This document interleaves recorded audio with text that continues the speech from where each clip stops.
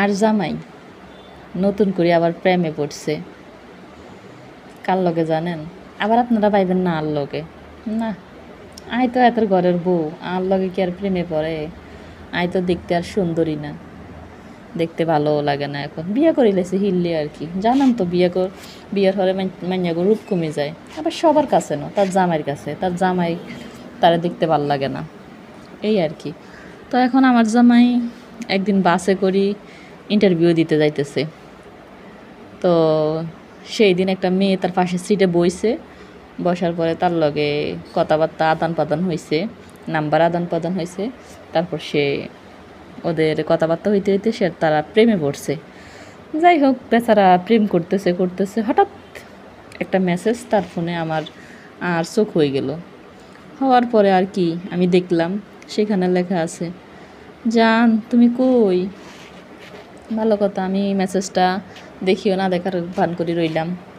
সে ভাবছে আমি কিছুই জানি না। তারপরে মেসেজগুলা কন্টিনিউ আমি চেক করতেছি, দেখতেছি, আইতেছে। বেডার বেডা কি চালাক, এতে কথা কই মেসেজ করি সব ডিলিট করে দে। কিন্তু এতে তো জানে না, তাই সে ডিলিট করার আগে যে দেখি যাই। যাক ভালো কথা, আমিও চুপচাপ রয়েছি, সেও প্রেম চালাই যাইতেছে। পরে 7 দিন পরে তো আমি কইতেছি, তো তুমি কেমন জানি পরিবর্তন হয়ে গেছো, তোমার কেমন জানি মানে কথাবার্তা ভালো লাগতেছে না, কেমন জানি বিহেভ করতেছে আমার লগে।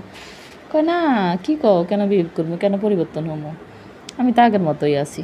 তো ভালো, আগের মতো আসো। হেতে আবার আমার কইছে যে ওই হাতে যেদিন ইন্টারভিউ দিতে গেছে সেদিন হাতের পাশের সিটে গিয়ে মাইয়া বইছে, নাম্বার আদান প্রদান দিচ্ছে, এ পর্যন্ত কইছে, আরও বেশি কিছু কয় না। তারপরে জিজ্ঞেসি, তারপরে একদম মিছা কথা।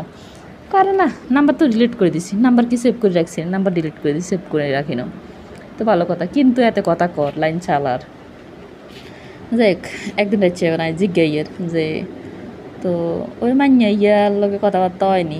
কয় দূরও কি কর তুমি, কিনলে মাইয়া গেল কথা হইব না। এই দিনের পরেই শেষ। পরে আমি আর কিছু কইলাম না। পরে কি করলাম, মোবাইল এটা ধরলাম, রুমে আই দৌড়ি। এত সব নাম্বার টাম্বার সব ডিলিট করে, কিন্তু এত মেসেজ হোয়াটসঅ্যাপে যে কল আইয়ে, এই কলগুলো ডিলিট করতে মন নেই। তো কতক্ষণে কয় সেকেন্ডে কল কথা কয় আমি কিন্তু দেখি। পরে যাই হোক, এবার কল হিস্ট্রিটা আমি আনি হেতার চোখের সামনে ধরলাম যে দেখো কি অবস্থা, তুমি আনলো কিল্লি মিশা কর। এবার তো এতে আর হাত হই মাপ চাই, কী অবস্থা, কী এক করিকাণ্ড করে শুরু করে দিছে। তো এই জন্য কইতেছি, পুরুষ মানুষেরই বিশ্বাস করিয়েন না, পারলে সাপেরই বিশ্বাস করবেন, তাও পুরুষ মানুষেরই বিশ্বাস করবেন না।